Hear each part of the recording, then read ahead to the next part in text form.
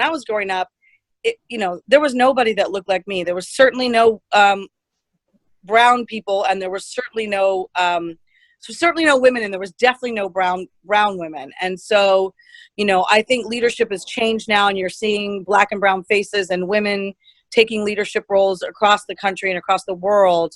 But that wasn't the case for me. So I want to make sure that I give back and continually raise up the next generation. And I hope that, I just want to say to you all, what you're doing with this institute is remarkable, and stepping up to you are already stepped up to be a leader, whether you know it or not, or you realize it yet on your own.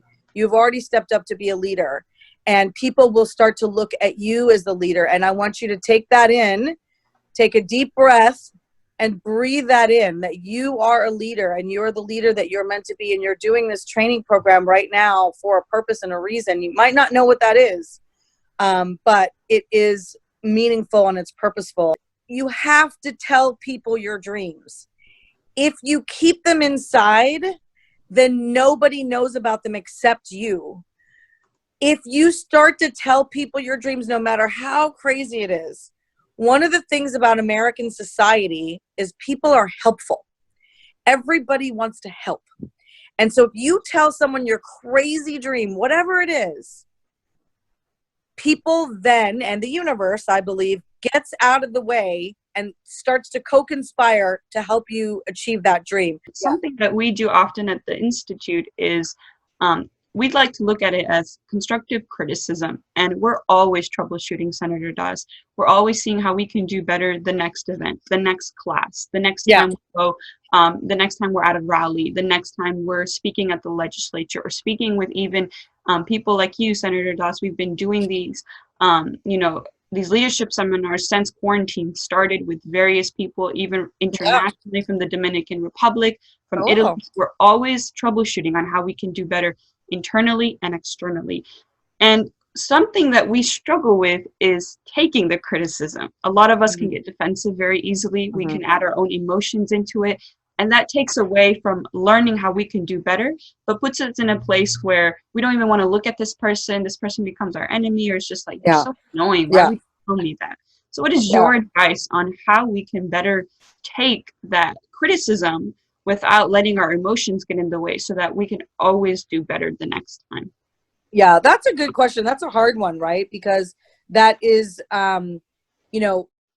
inflaming your inner critic and your inner defense mechanisms. And I would say, one of those things that I've learned along the way is that we have 2 ears and 1 mouth for a reason. So more listening and less talking, especially like in this time. Taking criticism is important in leadership. You have to listen.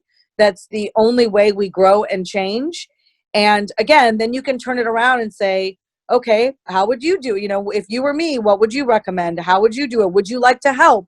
Again, if someone has enough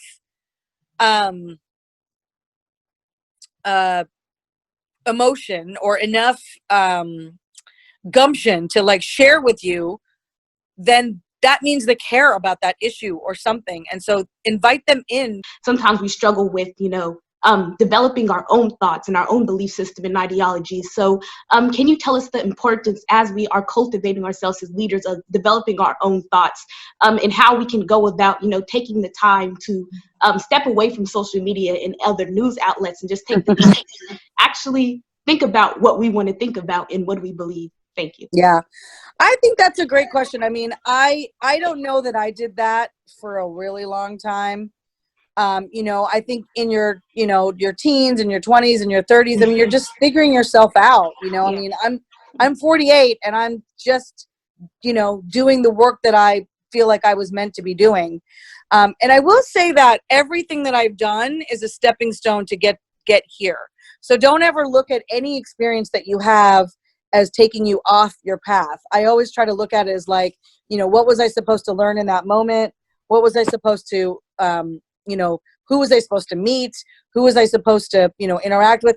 I had a professor once who, there was a colleague of mine who was very difficult and, did a lot of, triggered a lot of people in a lot of ways. And one time I was talking to her about it and she said, when I have to interact with this person, I always just ask myself, what am I supposed to learn right now? What is this person trying to teach me?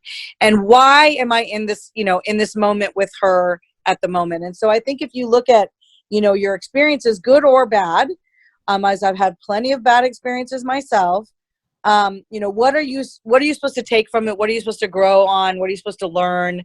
What is that challenge that you're overcoming that is going to help you be the leader and the person that in society that you want to be?